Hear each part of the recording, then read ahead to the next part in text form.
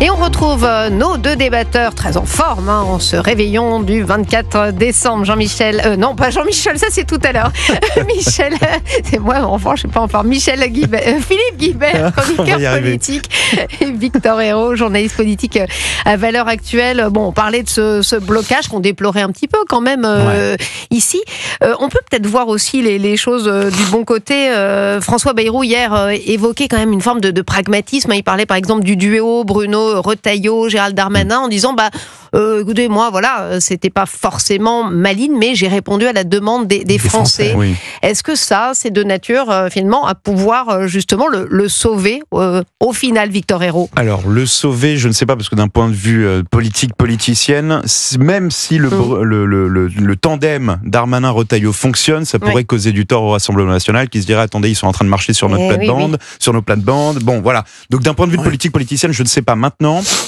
Il est vrai que c'est une très bonne chose et c'est un très bon signal de la part de François Bayrou que d'avoir créé un tandem cohérent entre l'intérieur et la justice, parce que c'est ce qui manquait depuis longtemps, c'est ce qu'on avait beaucoup critiqué lorsqu'il y avait eu Bruno Retailleau et Didier Migaud, c'était que les policiers disent mais très bien, mais sauf que si la justice ne suit pas ou en amont ne prépare pas assez, ne change pas, ce qu'on fait ne sert à rien. Donc là, il est intéressant d'avoir en plus Gérald Darmanin, donc qui est très en phase avec la philosophie de Bruno Retailleau et vice-versa. Le problème de la police, c'est la justice. Et qui est passé en plus par l'intérieur, donc qui a l'expérience d'un côté et de l'autre de la chaîne, et Bruno Retailleau qui est lui-même qui a des bons mots vis-à-vis de l'action de Gérald Darmanin au ministère de l'Intérieur, qui s'entend très bien, et d'ailleurs Gérald Darmanin a dit durant sa passation de pouvoir tout à fait qu'il travaillerait main dans la main avec le ministre de l'Intérieur. Et avant de vous donner la parole, je vous propose de l'écouter justement, Gérald Darmanin. Nous sommes là pour les Français et c'est pourquoi nous allons travailler main dans la main avec le ministère de l'Intérieur pour la sécurité et le respect des libertés de nos compatriotes dans les tout prochains jours. Les procureurs, dont je connais le rôle primordial et essentiel, recevront des instructions générales de politique pénale très claires et très fermes pour engager systématiquement des poursuites contre les violences faites aux personnes et singulièrement contre les femmes et les enfants, contre le séparatisme islamiste et les extrémismes violents qui veulent atteindre notre démocratie et notre République, contre le narcobanditisme et le trafic de drogue, qui sera la priorité absolue de mon mandat au ministère de la Justice. Philippe Guibert, là on sent un changement de ton quand même, il y a vraiment une fermeté. Très clairement, le Darmanin là désigne les trois sujets qui posent le plus de problèmes en termes de violence et d'insécurité, ou bien de séparatisme ou de cohésion républicaine. Plus Retailleau et Darmanin seront populaires, plus ça sera quand même difficile pour Marine Le Pen de censurer le gouvernement. C'est-à-dire que ils ont un rôle à jouer, d'abord au service des Français, et sur des sujets qui sont particulièrement lourds et graves, puisqu'on parle de la violence, on parle de l'islamisme, et puis on parle du narcotrafic, qui est un vrai cancer pour ce pays, mais plus ils marqueront des points auprès des Français, plus il sera difficile pour Marine Le Pen, même si ça la gêne politiquement, électoralement, plus ça sera difficile pour Marine Le Pen de venir censurer un gouvernement qui donne le sentiment aux Français, en particulier les Français de droite ou les électeurs de Marine Le Pen, qu'ils ont un rôle et une politique utile pour le pays et pour les Français. Quand même, là, il y a un point sur lequel le fait d'avoir mis, l'intérieur et la justice dans une même philosophie, alors ce qui exclut pas des divergences soit personnelles, soit d'administration, qui sont en général extrêmement longues à évoluer. Mais en tout cas, d'avoir mis deux personnalités politiques ayant un discours de fermeté cohérent et commun, à l'évidence, c'est un point politique important. Oui. Et je pense que Marine Le Pen ne pourra pas complètement, si ça marche. C'est vrai, mais le problème, c'est la tentation aussi pour Marine Le Pen de jouer la montre, du coup d'accélérer une censure qui va peut-être vite arriver à l'occasion du budget en février, demain matin. Ça risque de se voir au bout d'un moment. D'ailleurs, il ne faut pas se leurrer. Alors moi, je comprends que vous essayez d'apporter un peu de bonheur pour Noël, mais je veux dire, du point de vue de la gestion du ministère de l'Intérieur, c'était déjà un gigantesque chantier qu'avait entamé Gérald Darmanin, qui a poursuivi Bruno Retailleau avec sa méthode, et dont on reproche encore à Bruno Bruno Retailleau qu'il n'a pas assez fait, qu'il a trop fait de discours et de publicité, mais qu'il n'a pas assez. Bon, on voit bien que tout ça, c'est sur le temps très long et que les Français sont impatients et les commentateurs très impatients qu'il y ait des résultats. Alors la justice, n'en parlons même pas. Honnêtement, la justice, c'est un travail de 5 ans, 10 ans avant de changer. C'est en plus un changement de philosophie radical. Donc on verra pas du résultat à janvier, février, ni même mars, ni même 2026. Hein, ça mais il peut marquer quand même un volontarisme. Déjà, le fait de prévoir 3 circulaires pénales, c'est une façon de marquer son volontarisme. Envoyer un signal. Et puis quand même de mettre une petite pression sur les procureurs. Tout de même. Il ne peut pas faire de pression sur les juges. Les juges sont indépendants et constitutionnellement tout le monde indépendants. L'a pas compris dans cette séquence, manifestement. On rappelle feu Xavier Bertrand, n'est-ce pas l'argument vis-à-vis de Marine Le Pen qui est absurde, parce que Gérald Darmanin n'est pas celui qui va juger Marine Le Pen. Ah non, ça, il ne pourra pas influencer. Il aimerait bien, manifestement, mais c'est pas peut-être que pour des raisons politiques, il pourra y avoir intérêt, mais il ne pourra pas le faire. Donc oui, il peut. Et puis quand même, il y a le sujet des prisons.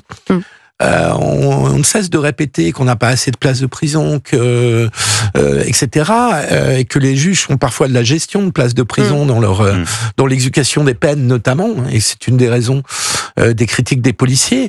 Mais là, il peut agir, il peut montrer aussi du volontarisme peut-être en bousculant un petit peu les maires, parce qu'il y a une vraie résistance. C'est ce que j'allais vous dire. Il faut faire avec les collectivités locales. Mais il peut marquer du volontarisme et bousculer les choses, parce que c'est un terrain sur lequel il n'y a pas besoin de voter des lois. Par contre, il faut quelques moyens et crédits budgétaires. Et c'est en cela d'ailleurs que justement ça rajoute un argument, que la cohésion entre ces deux ministères, l'intérieur et la justice, le fait de pouvoir passer des coups de fil rapidement, de s'entendre très vite, de comprendre quelle est la ligne, a son importance. On leur conseille de ne pas jouer la rivalité entre eux. Non, alors ça serait déplorable. Pour le coup, ça enverra un message. Oui, parce que mine de rien, on parlait de poids lourds, que ça peut être une bonne chose, mais voilà, j'allais vous dire quand même les guerres d'ego dans ce gouvernement. J'imagine bien le Conseil des ministres.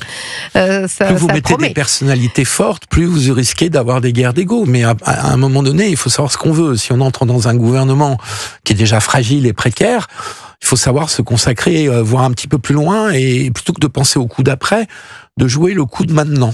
François Bayrou a l'air de compter justement sur ses égos et cette expérience. Il le disait hier soir chez nos confrères. Avec cette expérience, ces stratégies, cette ligne, ils vont y arriver. Est-ce que effectivement l'expérience peut faire la différence qui n'a pas été faite pour Michel Barnier, hein? Alors, je l'espère. Oui, c'est vrai que c'est un changement de stratégie radical.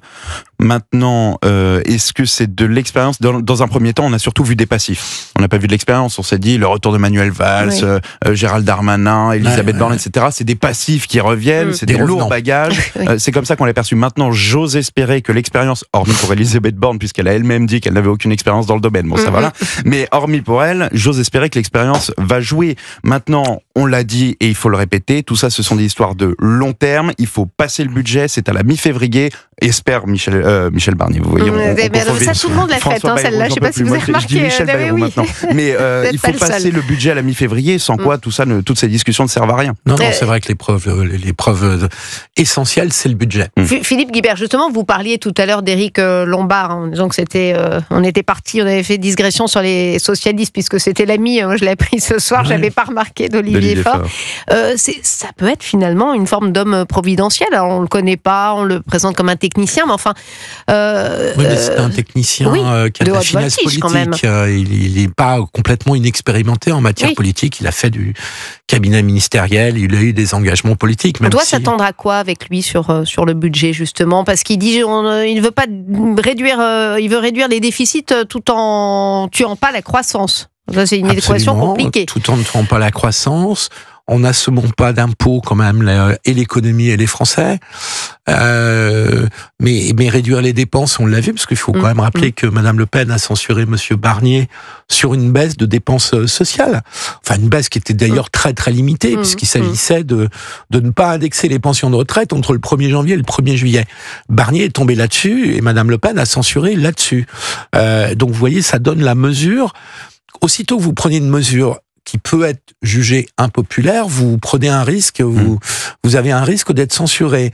Donc il faudra à Éric Lombard et à François Bayrou dans la préparation, dans la retouche de ce budget, ils vont pas tout refaire, il faudra beaucoup d'habileté politique pour essayer de trouver des mesures qui font des économies, qui font entrer de l'argent, mais qui ne soient pas trop impopulaires. Et c'est ça toute la difficulté on du budget. s'attend sur les impôts? Est-ce qu'on... Alors franchement, moi je n'ai toujours pas compris. Oui, moi non plus. C'est pour ça que je vous pose la question. J'espérais que vous ayez la réponse, mon cher Victor je ne l'ai pas. Je suis dans la tête ni d'Éric Lombard ni de François Bayrou. François Bayrou, lorsqu'il en a longuement discuté, il n'a absolument rien dit, si ce n'est qu'il ne voulait pas augmenter les impôts, mais en même temps qu'il voulait pas trop réduire les dépenses. Il n'a pas voulu. Oui, c'était à Laurent Wauquiez, en répondant à Laurent Wauquiez. Il dit bon, si possible, dans la mesure du possible. Mais enfin là, vu l'état des finances, on ne veut pas atrophier les services publics, mais on ne veut pas non plus accabler d'impôts les Français. On ne comprend pas trop où on fait toutes ces économies.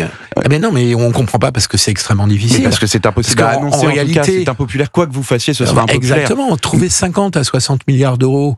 Mais justement, il n'en a même pas parlé. Moi, je n'ai même pas entendu le moindre milliard d'euros dans sa bouche. Il parlait quand même du déficit public qui tournait autour de 5%, un peu plus. Même ça, on ne sait pas ce que ça veut dire. C'est autour de 5, c'est-à-dire qu'il veut faire des efforts, mais peut-être pas autant que ceux de Michel Barnier. Mais vous voyez, c'est très peu précis. Autour de 5%, ça veut dire au-dessus.